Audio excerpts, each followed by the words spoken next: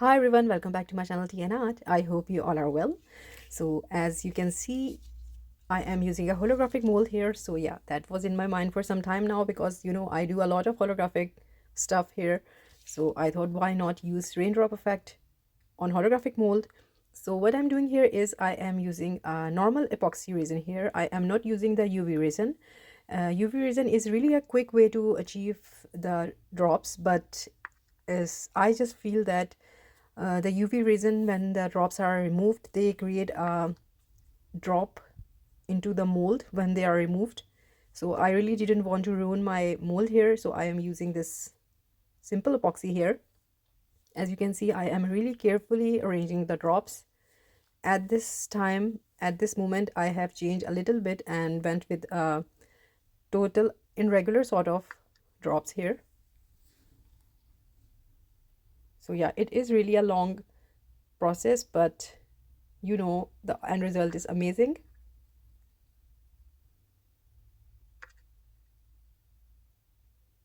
So slowly I'm just adding my drops here.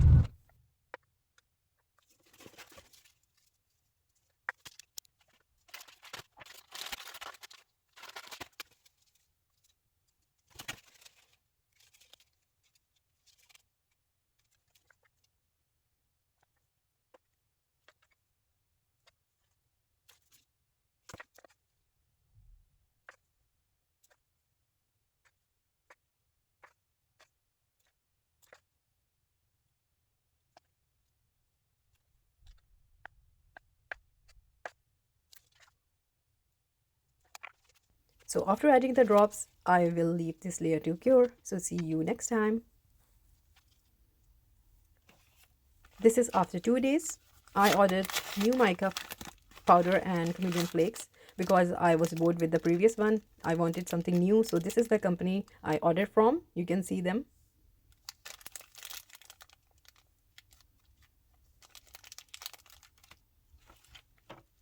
First, let me open the mica powders as well. So everyone asked me what mica powders I do use. So basically I do use the one that are for the nails because I feel that they are really intense. They get really expensive, but I love the results always. So everyone that's asking me that they are not getting the results or their drops are coming out flat, it's main reason because you are using less pigmented mica. So this is my mold and let's start the fun process now.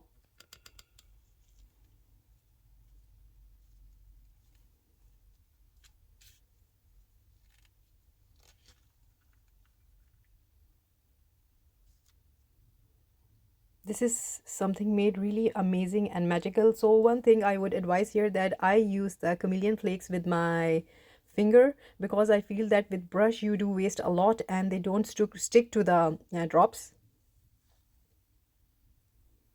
So I'm just picking up and rubbing it onto the mold and the drops here.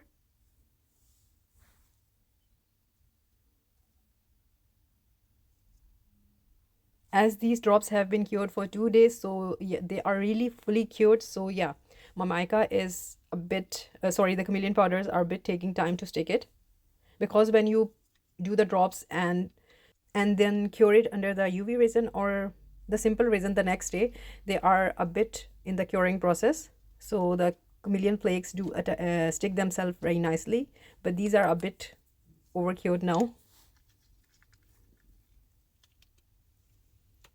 So this is a mix and match of different colors. On the side note, I'm loving these chameleon flakes. They are beautiful.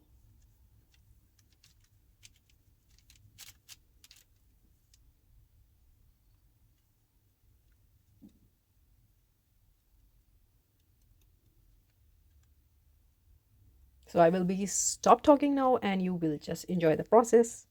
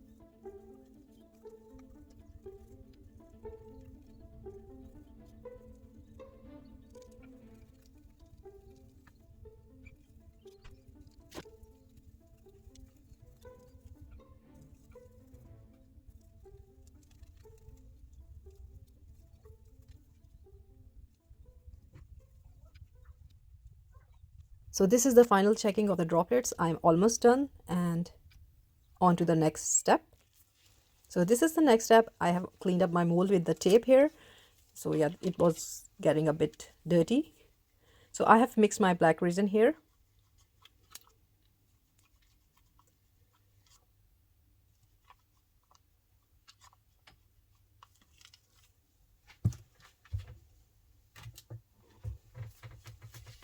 So I'm adding a bit of gunmetal mica into my resin, black resin.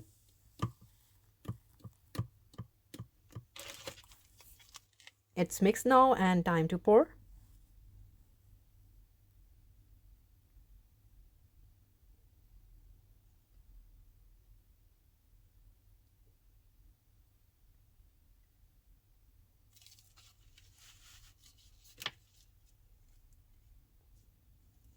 So after pouring, I will leave them to cure. So this is after pouring and you can see some mica powder floating on the top, but I really love it. The colors are beautiful. So now we will just wait for the demold. So this is the day and time to demold.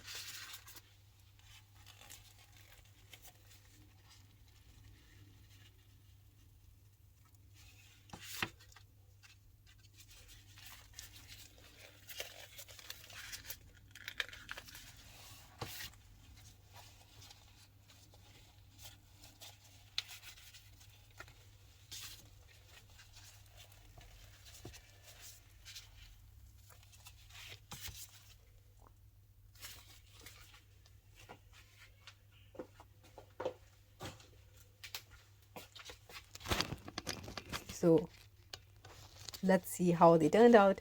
Fingers crossed. Wow, this is so beautiful. The holographic and these chameleon powders and the mica, they have combined to make it something so amazing, such illusional. The drops themselves are such an illusion, but adding a holographic effect on the top, it's just amazing.